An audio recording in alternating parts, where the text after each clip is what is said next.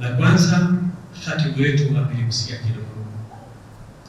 Yapo matukio mengi yanajitokeza sasa hivi kwa namna mbalimbali. Matukio haya wanaoyafanya ndio wanajua malengo yao wamekusudia nini. Lakini mimi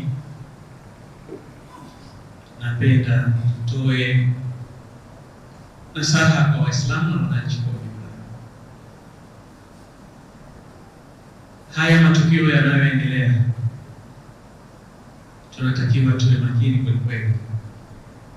Ujui hao watu wanaokuja na vitu hivi malengo yao ni nini? Inawezekana kabisa wanaleta kwa ajili ya kuchafua tu taswira ya nchi yetu, ama wanaleta kwa ajili ya kuchafua tu taswira ya dini yetu, dini yetu sisi na dini za wenzetu. Sasa makini unahitajika kweli kweli. Unajua vitu hivi vinapojitokeza na halafu tukawa tunachukua hatua hizo ambazo zinaendelea kuchukuliwa, kiukweli sio sahihi. Kitu muhimu ni kutumia vyombo vyetu vya sheria, na yote yanayojitokeza yakaripotiwa katika vyombo vinavyohusika na hatua za sheria zikachukuliwa. Watu tutauana bure, tutapigana bure bila sababu yote ya msingi. Juzi nilikuwa Pemba juzi na jana, nikapata kesi hiyo kwenye plani moja. Tumekwenda, kuna mtu mkubwa kidogo akatuhadisia hiyo kesi kwenye hata. Sasa imejengeka imani kwamba kila mtu sasa anaamini lile jambo kwamba huo ndio kweli. Sasa ndugu zangu, sisi Waislamu, taratibu za Kiislamu zimeelekezwa, ikitokea vitu kama hivi tufanye reference wake, na wako watu maalum wabunifu tu wa vitu viovu kwa ajili ya kuchukua taswira za watu, taswira za nchi na taswira za maeneo fulani. Zanzibar si nchi ambayo imezoea matukio ya aina hii. Hapa hata ukisikia hilo basi unauliza alifanya nani?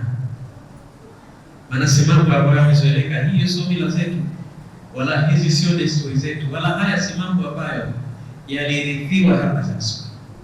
Hakukuwa na haya hapo nyuma, na wala sasa hayapaswi kuwepo haya.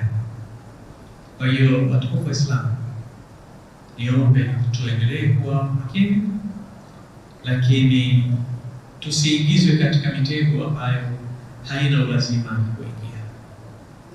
Ni vyema tukatafuta ithibati ya haya ambayo yanazungumzwa, maana hawa wanaozungumzwa wakiulizwa hilo jambo wala halipo. Sheikh amelielezea vizuri hapa, na mimi nimesema niligusie ili vijana wetu tusije tukaingia katika mitego ambayo haina ulazima. Tunahitaji sana umakini, tunahitaji utulivu, lakini tunahitaji sana tufuate sheria zilizopo ili tusije tukaingia kwenye matatizo. Hilo lilikuwa jambo la kwanza. Jambo la pili, swala zima la amani. Ndugu zangu, nakuombeni sana